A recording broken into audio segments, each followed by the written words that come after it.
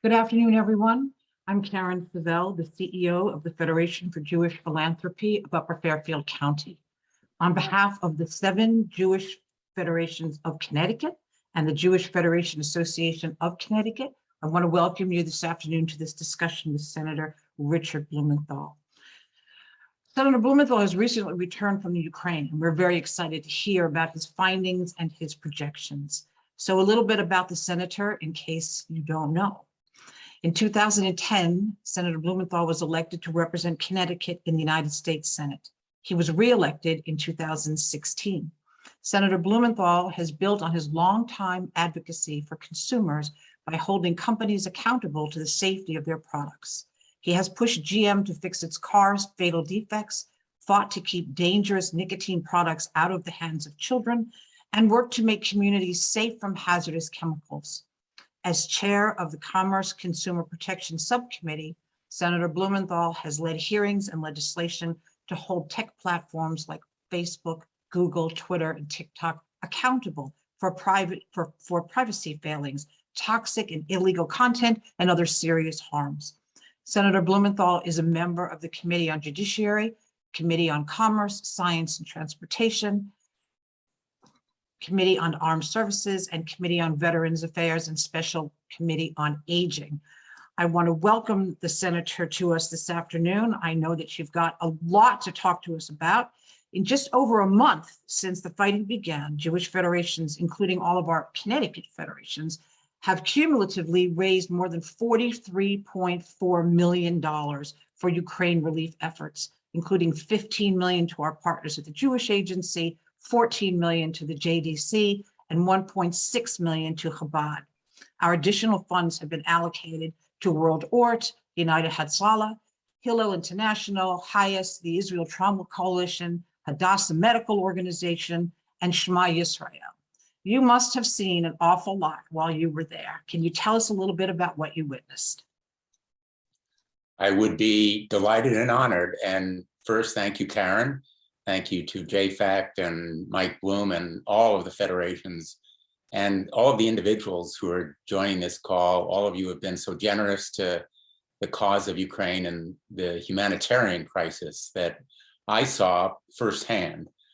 I actually took 2 trips, one in January, just a few weeks before the invasion, to Ukraine, where I met with President Zelensky, the top members of his cabinet, many Ukrainians, everyday Ukrainians, some of the military, including the Minister of Defense, and then a second trip just a few weeks ago to Poland and the border, literally the border crossing in Seshau, which is where the president went on his trip. I don't know whether he went to the actual border crossing where we went, but we did meet with the top Polish leadership, including the Minister of Defense and our 82nd Airborne, which is stationed not far from the border. And I really want to begin with my personal impressions of the border crossing, because as many of you know, my dad came to this country in 1935. He was 17 years old. He had not much more than the shirt on his back. He spoke no English, and he knew virtually no one. He was a refugee. He was escaping persecution in Germany, and this country gave him a chance to survive.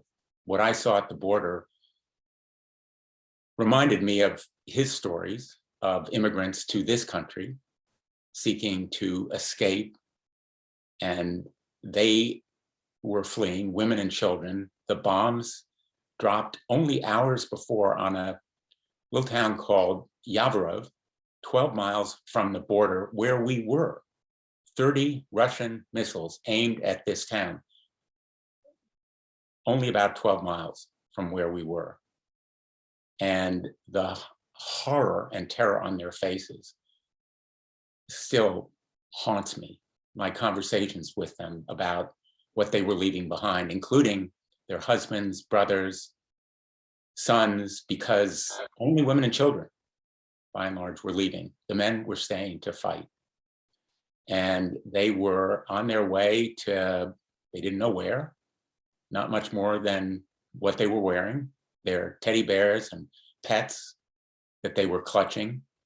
And literally, there have been 3.5 million going to Poland alone. And just to the scope of the humanitarian crisis, to see individual human beings was so powerful and moving to me, and brought home the incredible costs of this war and how lasting and enduring its effects are going to be. The destruction of whole cities, the laying waste of schools and hospitals and infrastructure, because Putin has launched this war of terror and destruction, and it will unfortunately probably only get worse.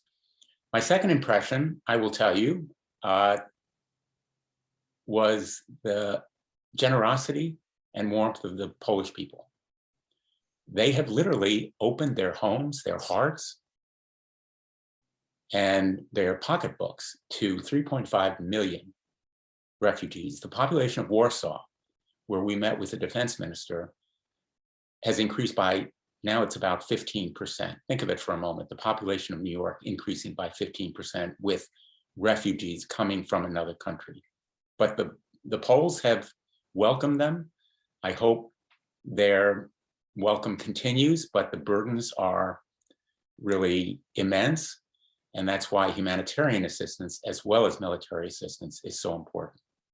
And I will tell you about my visit to Ukraine.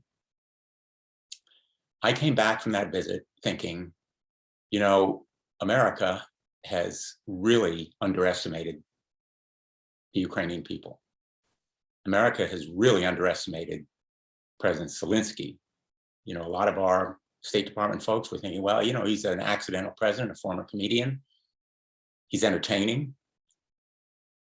We came away, everyone on our trip, thinking this guy has guts and grit, and the people of Ukraine are going to resist with ferocity and tenacity that the world is not anticipating. And we were right. Now, I will tell you about these impressions that I had. They were mirrored by everybody on my trip. It was, both trips were bipartisan and roughly the same group. Senator Portman of Ohio, a Republican, Senator Wicker, Republican of Mississippi, Amy Klobuchar of Minnesota, as you know, a Democrat. And on the earlier trip to Ukraine, we had a few more. My colleague, Senator Murphy, and Senator Shaheen of New Hampshire. What I also concluded was that we need to provide much expanded military aid.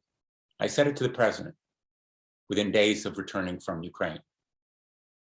I said it again when I came back from Poland, that we need to provide the planes, the MiG-29s, the anti-aircraft defense, the missiles, longer range missiles, the S-300s, as well as the SA-8s, which are shorter range. Stinger, Javelins, as you know, they are shorter range, man-held, shoulder-held devices that can shoot down planes at low altitudes, and tanks.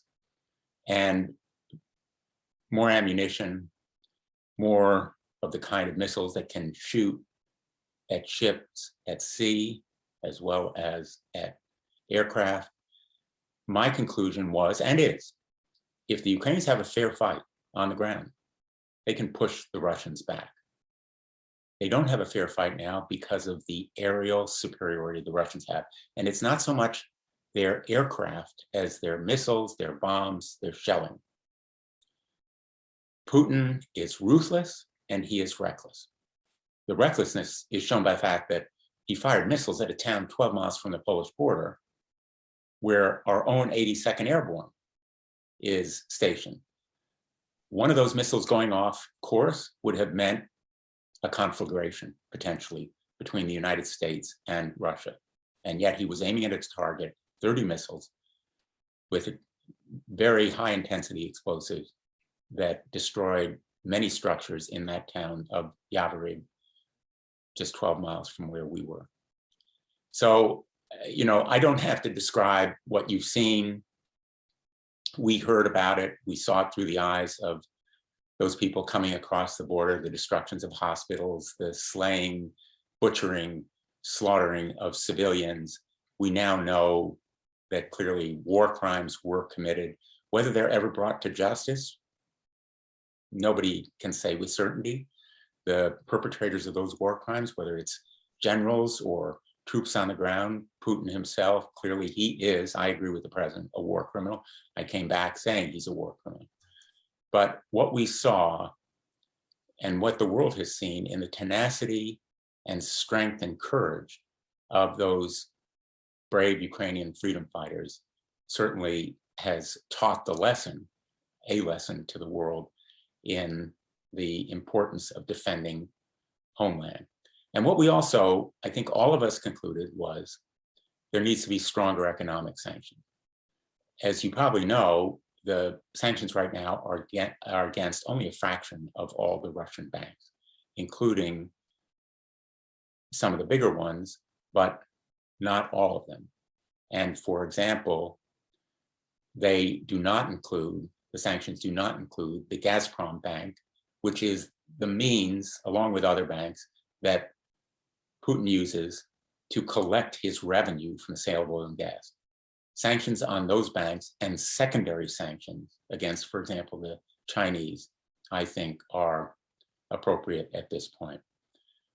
So my hope is that Congress will muster the will to appropriate more money, that the president will send even more than he has already. You know the numbers, I'm sure. Since the beginning of the administration, 2.4 billion has been in military aid has been sent to Ukraine, about 1.7 of it since the beginning of the invasion, 1.7 billion. Congress has appropriated just a couple of weeks ago 13.6 billion as part of the omnibus measure. That includes humanitarian assistance, aid for the region. We're likely to see very severe economic dislocation because Ukraine produces a major part of the world's supply of corn, wheat, sunflower oil, produces about half the world's sunflower oil. I think it's 19% of the world's corn. So a lot of the countries, maybe not the United States because we're much more self-sufficient, but other countries that depend on it will see increases in price and shortages, and of course, the disruption of the gas and oil markets we know already. I am pushing for more military aid. I have been vigorous. It's been bipartisan. I've spoken on the floor when I came back with Senator Portman and Senator Wicker. We did an hour-long colloquy, as it's called, urging the administration to do more. And fortunately, the administration has responded to these calls from Zelensky himself, who has been so eloquent and powerful wherever he has spoken. But knowing what's happening on the ground, I think we are in for a really tough period. In a hearing just a couple of days ago, I asked the chairman of the Joint Chiefs of Staff about his prognosis, and he said, we're in for a long slog. His words, long slog. And it will be brutal because Putin's strategy right now is to destroy, degrade, terrorize, horrify, and psychologically undermine the will of Ukrainians to resist. I don't think he can do it, but he will redeploy troops. As you know, they are retreating from Kyiv. He will move them to the Eastern Front. He will try to salvage a victory there. He needs to do it by May 9th, which is the day of the so-called Victory Parade commemorating the end of World War II. That's the parade where the Russians showcase their military, the missiles down in Red Square. He needs to be able to announce something by then. That is not just my opinion, that's the view of a lot of our military leaders. I believe we need to use the Defense Production Act. I questioned the Secretary of Defense about it a couple of days ago, and he didn't say no. The Defense Production Act would enable us to produce more of those javelins and Stingers and other defensive arms like the Patriot missiles, which we are providing to Slovakia, and it is providing the S-800s, the S-300s to Ukraine. And I'll just finish on this note. They are accustomed to using a lot of the Soviet era weapons, as you know. They are trained on them. We need to train them to use the more modern versions of the same kinds of armament. And that's one of the challenges that we will face. I know our military is preparing to do it. It will take time, but I think that the Ukrainians right now are fighting for time, and we need to make sure they have that time and that they successfully resist the onslaught that we're going to see in the East. I have been so impressed, the numbers that you recited, Karen, about the generosity of contributions is just really eye-popping. But so are the donations that we've seen from all around Connecticut, you know, blankets, food, clothing. I saw them at the border crossing, piled and donated by Americans and given away to the refugees because they do need all those basics. And of course, the announcement that we're going to take 100,000 of them here is heartening. They really now want to go back. Right now, they want to go back home. They're hoping to return to their husbands and sons and brothers, but some of them may want to come here and have the men join them here, because the rebuilding in Ukraine is going to be a really daunting effort. And just yesterday, to give you another example, I went to the South District Firehouse in Middletown, where they're collecting firefighting supplies from all over Connecticut. Of course, they need those supplies to fight fires in major cities that result from the explosive devices, the missiles and bombs. So the firefighters of Connecticut are collecting hazmat suits, all kinds of medical supplies, boots, all the equipment that are needed by the firefighters in Ukraine. It's just one example of the enormous generosity and the outpouring of support that we've seen in Connecticut and around our country and around the world. Putin has failed to accomplish any of what he intended. In fact, just the opposite. He's unified NATO, he's unified Ukraine, he's unified the United States, all against him. But very soberingly, he has fractured the world order. The world won't be the same now. And I know one of your questions is about the JCPOA and whether we're going to cooperate with the Russians. I see no way that we can cooperate with the Russians. I see no way that we can sit in the same room with them and do business with them diplomatically. There can be no more business as usual. I don't know what that does to the JCPOA, but I think it makes it impossible to deal with Russians as if they were anything but a bunch of gangsters in this regime. They're thugs, gangsters, war criminals. And I think that, I have been saying this from day one in this conflict, and I'll just close on this note.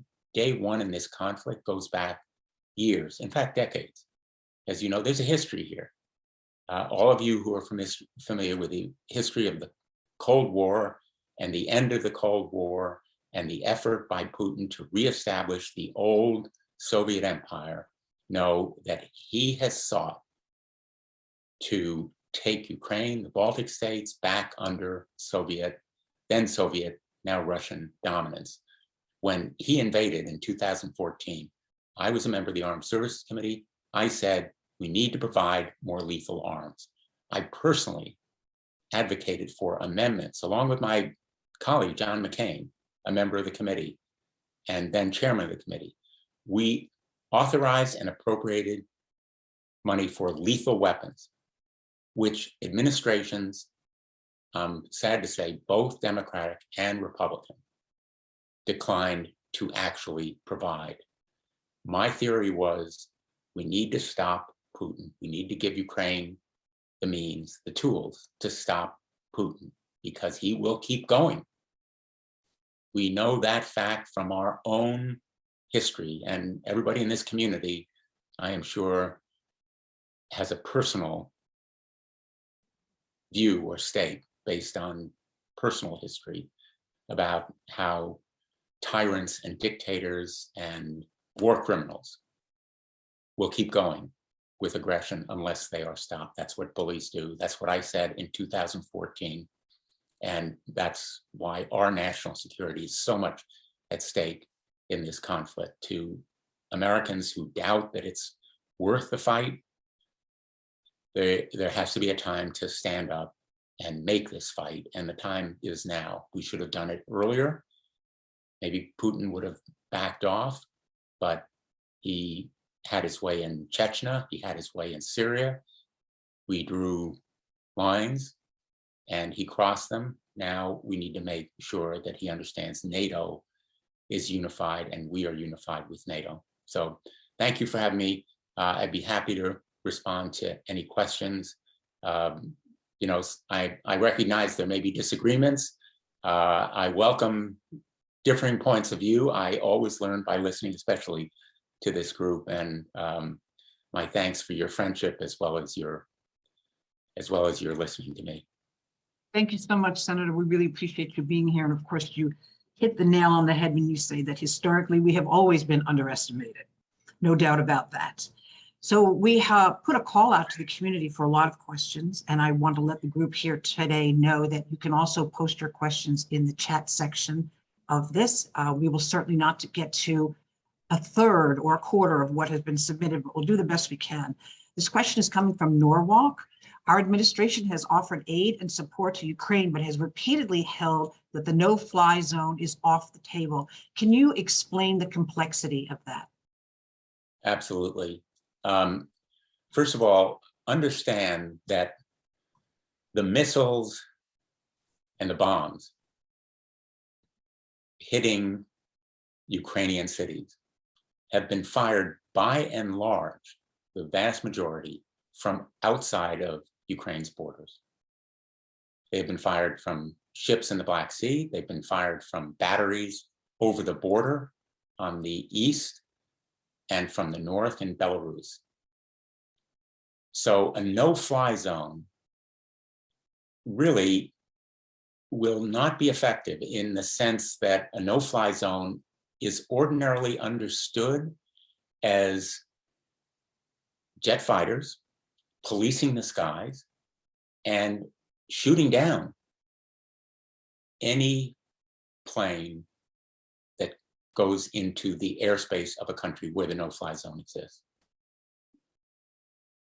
In order to guarantee the safety of our planes, if we engage in a no-fly zone, we have to take out Russian anti-aircraft in Russia.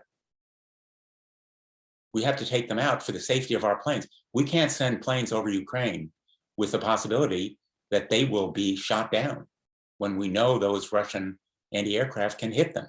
This is a basic rule of military defense. We can't put our young men and women in peril. We have to take out anything in Russia or in neighboring countries that could take them down. That puts us in direct combat. Our men and women, maybe not on the ground, but there will be a confrontation, military, kinetic confrontation. And can we send more planes to them? Sir, can we send more planes? People are asking furiously, can we send more planes? That is a distinct and different question. We can send more planes to be operated and flown by the Ukrainians. Ukraine has about 30, we don't know the precise number because some of them, a very small number, have been shot down. But there are planes in the Polish Air Force, MiG-29s.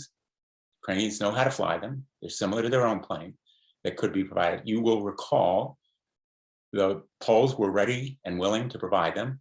as long as they were flown from Ramstein, the air base in Germany. In other words, the Poles didn't want to turn them over directly to the Ukrainians. Now, more planes would help the Ukrainians, but let me just be precise here. The major threat to Ukraine are not from the Soviet planes. Yes, they are a source of some of the missiles. They are terrorizing civilian population. But a lot of this ordnance, the munitions, the bombs, the shelling, is either coming from the ground, artillery, or from missiles that are fired from outside of Ukraine. The fact of the matter is that the reign of terror, and it is a reign of terror from the skies, isn't necessarily the result of jet fighters. Now, the Ukrainians, to their great credit, have done pretty well in the sky. When they have fights in the air, they've actually acquitted themselves very well. So I have strongly supported providing more planes. I believe we should provide those planes. The administration has warned of escalation, but I think it is the same principle. We're providing the tools and the means for the Ukrainians to defend themselves with their own pilots.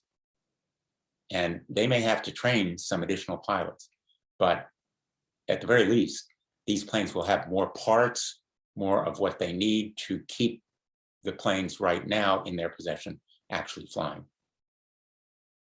Thank you. Many of the questions that have come in have fallen into two categories, and I'm sure you're not surprised about either one of them. The first is about the 100,000 proposed refugees coming into the United States. So the questions range from, why are we limiting this to 100,000? What are we doing to actualize these people coming in? And are they coming to Connecticut? Three great questions. First of all, I don't think it should be limited to 100,000. Nor do I think, by the way, and I really want to emphasize this so strongly, that we are doing enough for the Afghan allies who are at risk in Afghanistan. Remember, and I'm not going to digress from the question, I promise you, but please keep in your minds and hearts the translators, the interpreters, the security guards, the people who sided with us, helped to protect our troops and our diplomats in Afghanistan. They now have targets on their backs. They are hiding, and their situation extremely dangerous because the Taliban are after them. These are people who risk their lives for us. And I'm afraid that we have largely abandoned them. I've been critical of the administration on this score. And I've tried, as a matter of fact, my staff and I have tried and worked with veterans groups and NGOs, the non-governmental organizations, relief agencies that have a presence on the ground to provide more charter flights and enable more people to come to this country. So yes, we should open our doors, our arms, our homes to more than 100,000 if they want to come here. Now, in contrast to the Afghan at-risk refugees, a lot of Ukrainians may not want to come here because they're still hoping to go home. So we'll need to see how many actually do. Will they come to Connecticut? Yes, they will, because they have family here, as well as former neighbors and friends. The Ukrainian American community in Connecticut is extremely active. And I've been to the churches in New Haven and Hartford. I've met with many of the leaders. I see them, as a matter of fact, every week, literally, as I did just yesterday, because they have organized the donations, the church services, the rallies. So they will be coming to Connecticut. Connecticut has one of the largest Ukrainian populations, and they will be coming here, and we should continue. And I can't say thank you enough. I'm going to say it again. Thank you to all of you for being generous to these causes. They'll need your help, just as organizations like IRIS and CIRI, the two major resettlement groups in Connecticut, have done so well with 700 Afghans who've already come here. And that is tremendously important that Connecticut welcome these refugees. And everybody on this call knows in your hearts, in the core of your being, America is a nation of immigrants. We wouldn't be having this phone call if America didn't welcome our parents, our grandparents, my dad, my mom's family. Not always with open arms. We know our history is sometimes a checkered one, but fundamentally it is an obligation. It's a moral obligation. And my hope is that they will be welcomed here. So there will be more. And what people can do, if you know of a situation where someone wants or needs a visa, please contact my office. We have a whole team working on these issues. And we have very good contacts. We've had good success. We're not batting 100%, but we have a pretty good success rate. And that's what we do. It gives me tremendous satisfaction when we're able to reunite families. And we have done it in some very moving ways. You know, I'm sorry, this is such a long-winded answer, but I just have to finish. I went to Quantico, the Marine Corps base in Virginia, where a number of the Afghan refugees, when they were just arriving in this country, were reuniting with their families there. They were kept there for short periods of time and then relocated to more permanent places. And I met a number of the families that the charter flights my office supported and helped make possible, got out of Afghanistan and came to this country. It was so moving when, you know, I don't have words to describe it, but it's some of the most satisfying and important work we do. There's actually a comment from Western Connecticut to tell you how much we appreciate your efforts to get American allies out of Afghanistan. Apparently you held a press conference in Waterbury to call attention to that, and there were several people that wrote in how appreciative they were of your efforts there. This is an interesting question that's come in about President Zelensky. How is he keeping himself safe against the Russians? He and his family. The story of Zelensky staying in Kyiv is going to go down in history, as is the Ukrainian resistance that pushed the Russians out of Kyiv and the surrounding area. It will be taught in our military academies. It will be regarded around the world as one of the great feats in military history. And how did he keep himself safe? Number one, he moved from place to place. Number two, he kept very closely held his exact location. Number three, and I say this with a little bit of exaggeration, the Russians were totally incompetent in preserving the secrecy of their own locations. They simply didn't have the communication skills. They didn't have the intelligence skills to determine exactly where he was. And as you know, it is very possible through the use of intelligence to determine the approximate location of where someone is, but they gave away their own locations. That's why 7 generals were killed. That's why Ukrainians were so adept at locating key points that were to be attacked. There's some question about whether Putin really wanted to kill Zelensky, or, you know, because making him a martyr might have had the opposite effect of what he wanted to do. The expectation at the time of the invasion, as you remember, was that the Russians would take Kyiv in a matter of days, that Zelensky would flee, that the Russians could install their puppet government, that Zelensky would be abroad. Putin would not have been above poisoning him, as he has done in some of his or otherwise taking him out. Remember, Putin has no regard for human life, and there are no boundaries on what he will do. He really is a KGB thug. You should think of him not as a military officer, because he does things that a trained military professional wouldn't do. These atrocities are just outside the code of honor. I mean, of a professional military officer, they would not brutalize, kill civilians with their hands tied behind their back. The conscripts and the untrained Russians who committed are not military professionals. But I think it was basically that he kept moving, and he, kept very closely held his whereabouts, and he was in bunkers and protected situations, which it is possible to do in those circumstances. Thank you. I'm going to turn a big page right now, and we're going to move to Iran. There's so many questions that came in about Iran. We'll start with a question from Westport.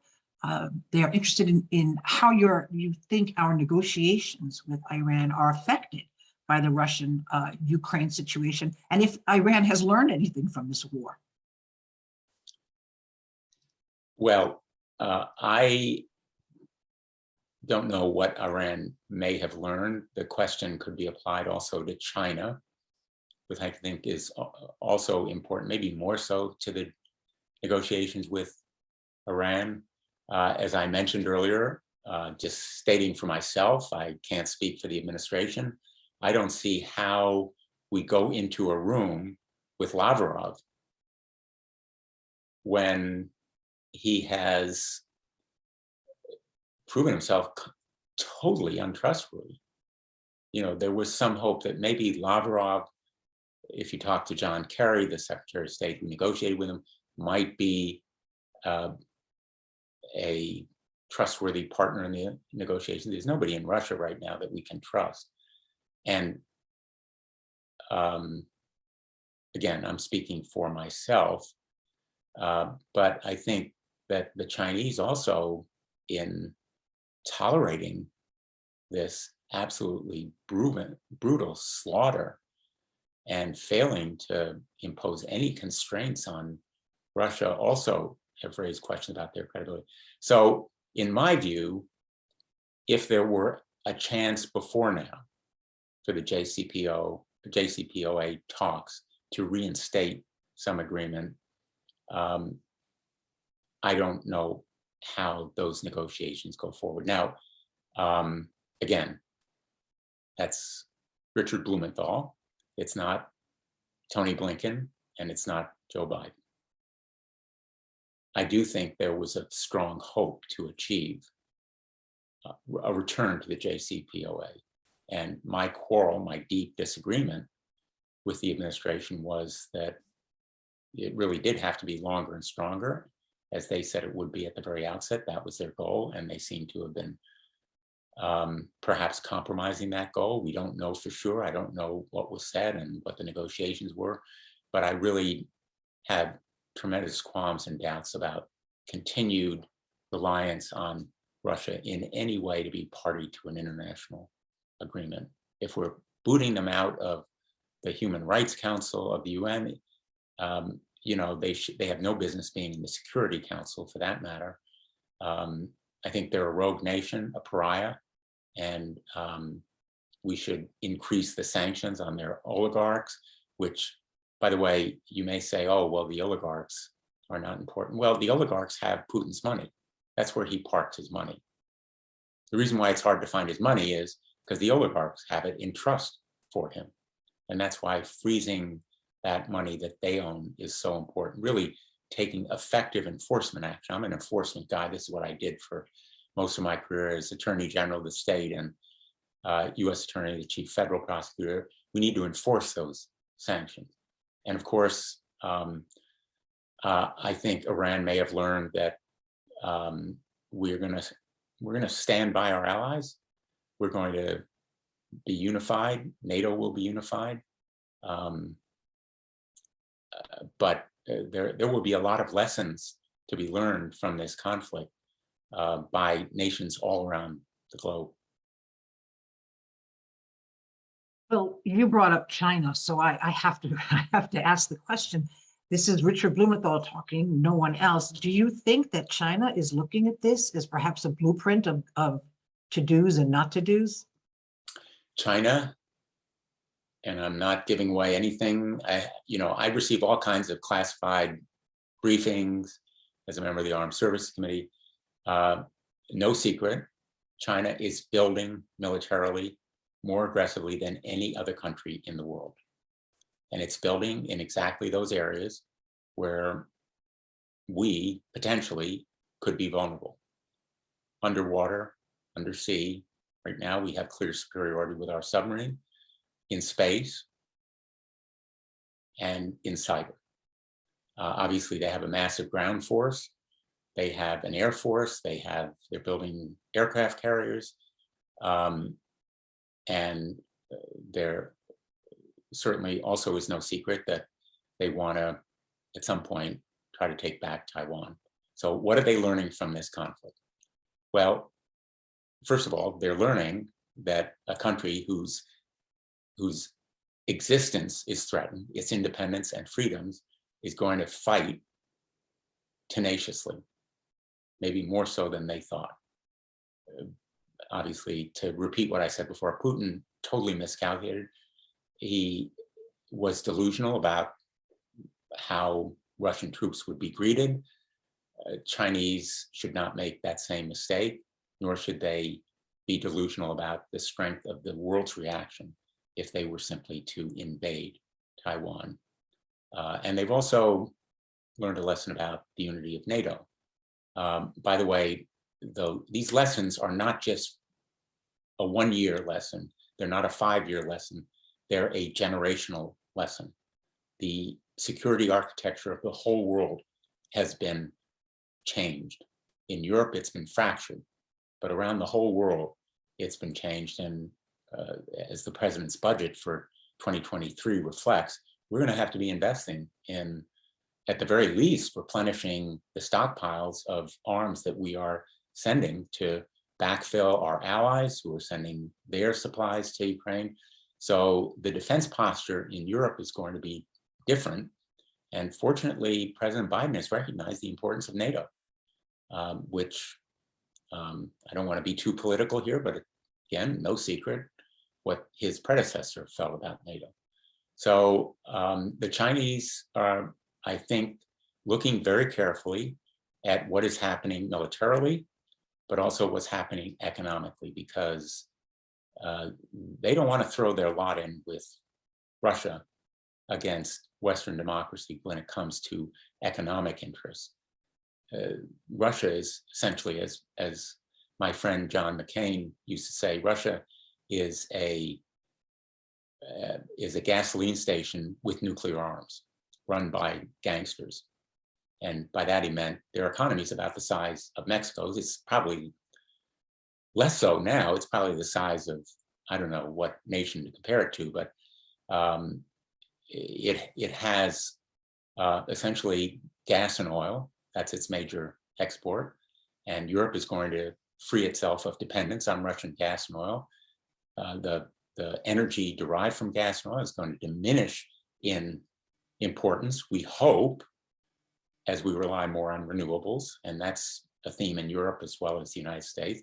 So I think China wants to see its future economically as one of the world powerhouses, and perhaps even the world dominant economic powerhouse, surpassing the United States in economic strength.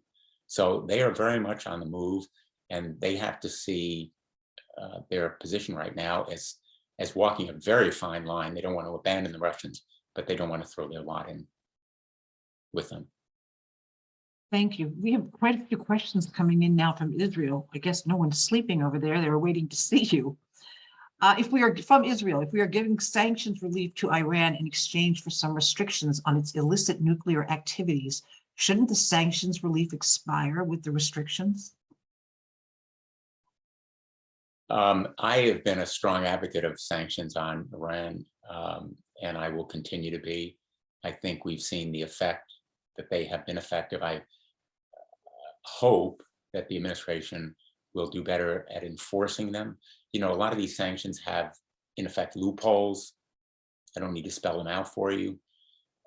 And I think we need to do a better job of enforcing them. But yes, I think sanctions have to continue if we have no agreement. I guess I would be remiss if I didn't add this question coming in from another Israeli asking about your personal feelings about comparing what's going on in 2022 in Ukraine with 1939. There are a lot of people on this call who are more knowledgeable about the history. The overriding lesson for me of 1939 is you stop a Hitler, you stop a dictator in Czechoslovakia or at some early point, or you will have to stop him later when it's harder to do. That's the lesson of 2014. It's the lesson of Crimea. It's the lesson of Donbass, of Donetsk and Luhansk, where, in my humble opinion, we should have provided more aid and more support for the Ukrainians at that point. It's the lesson of Chechnya. It's the lesson of Syria. And I think we're learning it. So comparing it to 1939 in that respect, I think is the overriding lesson. And of course, President Zelensky has called it genocide. Tying people's hands behind their back, shooting them randomly because they are Ukrainians, killing women as they walk to the yard to take their dog out. These are actions of barbarity that is beyond comprehension. And I hesitate to compare, situations because the horror of 1939 and the camps and so forth still weighs so heavily on all of us who lost. My dad's family perished in the Holocaust. He was able to bring over his immediate family, his brothers and sister, and his parents, but lost so many families, as did many of you and your parents, I am sure, and others. But it is the same inhumanity to man that is evil. There's no other way to describe it. And in some respects, this is a conflict of good and evil. So there are no gray areas here. The gray area that China has chosen, the gray area of India and some other countries, I think betrays a lack of moral backbone. And my hope is that they will be on the right side of history. Not to mention some of what we've heard domestically in this country. Thank you. A lot of people are asking the same question. What's next from two sides? What's next for you with our government? And what's next for us as communities? I hope that that our community will continue its immense generosity. It is in our DNA. It's in our history. It's who we are. So what's next for our community, I hope, will be continued support for brothers and sisters in Ukraine. Many of them are, in fact, Jews, and enabling them to escape, women and children, to get out of that absolute hell is something I know you're working hard on, in addition to the donations for humanitarian crises. The trauma, going back to where I began, the trauma on the faces of these children. Imagine children who've been through what they have is going to endure. The trauma that people in Ukraine have suffered who are still there, the mental health impacts, the physical injuries, the destruction to the cities. They've been just laid waste. And Putin will continue it. This is his strategy now. As I mentioned earlier, Chechnya, Syria, Aleppo, Ukraine, Georgia, he has an MO, and it is one of destruction, horror, terror. So I think we need to continue for the United States, for our government. I've sponsored measures, for example, a resolution that says we should crack down on the Russian banks with tougher sanctions. We had various other bipartisan measures in the Congress. We have strong bipartisan support. I've been privileged to help lead these efforts to provide more military aid. The administration is responding. I've had closed door sessions, classified sessions with the president and our national security advisor, Jake Sullivan, repeatedly. They've been listening. Again, these are bipartisan conversations. And I'm hoping that we will have continued bipartisan support for aid because, and I'll just repeat it, we have a narrow window. The window is that Putin is redeploying. He's conscripted an additional 100,000 plus Russian troops. He is going to concentrate on the Donbass, on eastern Ukraine, on Mariupol, Odessa, the southern and eastern parts of Ukraine. We need to provide the arms they need and other tools and means so they can defend against this onslaught. And the window between now and May 9th is a narrow one. And I hope that we will act with the urgency that's appropriate. I've been pushing with legislation, with conversations as best I can. And any of you who know or have contact with other members of Congress or with the administration, I hope will do the same. Thank you. Without giving us any classified information, are there any other sanctions that you foresee Americans will be putting out? I can foresee other sanctions on banks, on export controls. You know, Russia doesn't produce a lot of semiconductors. It doesn't produce a lot of high-tech stuff. It depends on its imports. And I think we should just cut them off totally. And, you know, there's a school of thought, I've heard it, that we can't back him too much into a corner. We can't allow the Ukrainians to do too well. I said to the Secretary of Defense, literally, this week, in an open hearing, you can look at the record, I said, we have to have a strategy of Ukrainians winning. The strategy has to be to win. We have been somewhat schizophrenic. We don't want them to win too much because we're afraid, you know, he'll escalate or he'll be backed into a corner or, you know, something bad will happen. But Ukrainians need to keep pushing the Russians out. And I hope that will be a bipartisan effort. But that does not mean, for example, a no-fly zone. We have to establish, in effect, a no-fly zone by giving the Ukrainians what they need to do it, not putting American planes in the air fighting Russians, because that will give Putin an excuse to escalate. We need to be very careful about the false flag ventures. He'll probably manufacture some stuff to try to draw us in. Chemical weapons are a major threat, biological weapons.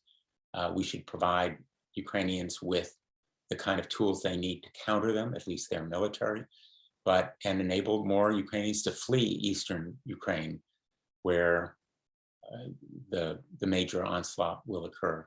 But yes, more sanctions.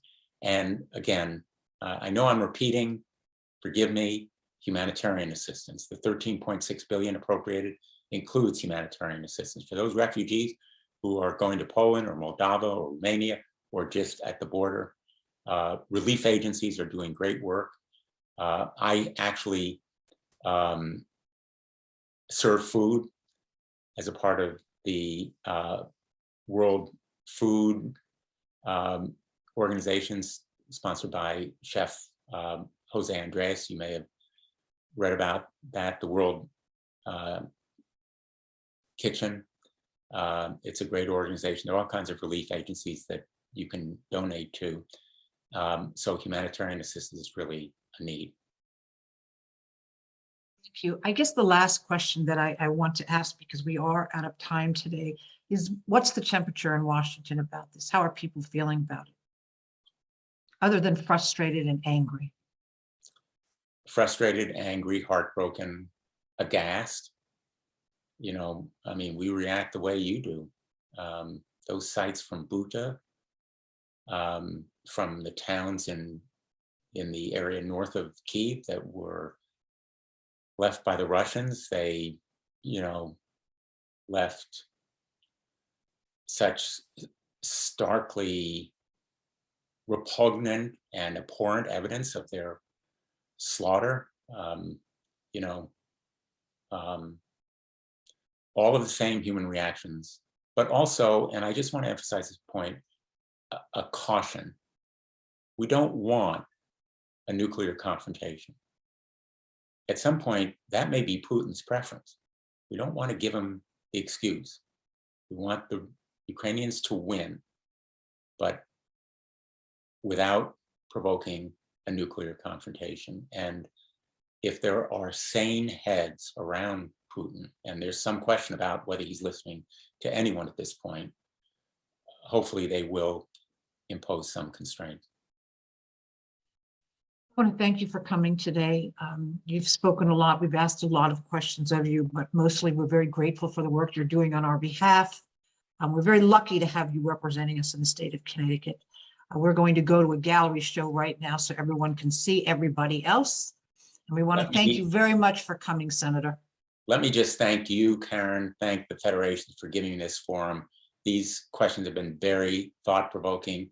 I want to encourage anyone who has questions to get in touch with me. I'm going to give you my cell phone, 202-641-0532, 202-641-0532.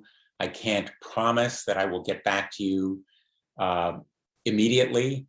If you text me, I certainly will try to get back to you, and I'll try to make contact on the phone, but I'm giving you this number as friends. I can't see everyone on the call right now, but I know that you are friends, and we have worked together over so many years, and you have been so generous to so many good causes.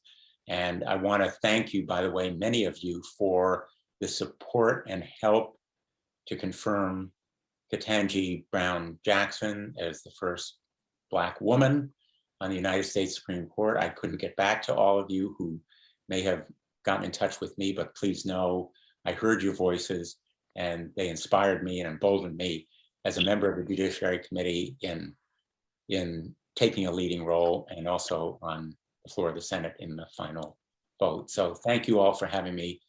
Thanks for all the great work that you are doing. Thank you so much, Senator. Thank you for being here. I have posted your cell phone number in the chat room, so that's that. And if anybody would like a recording of this afternoon's program, you can contact us at the Federation. We will get it out to you. Thank you so much for everybody, and enjoy the rest of your Sunday. Thank you, Senator. Be well. Thanks a lot.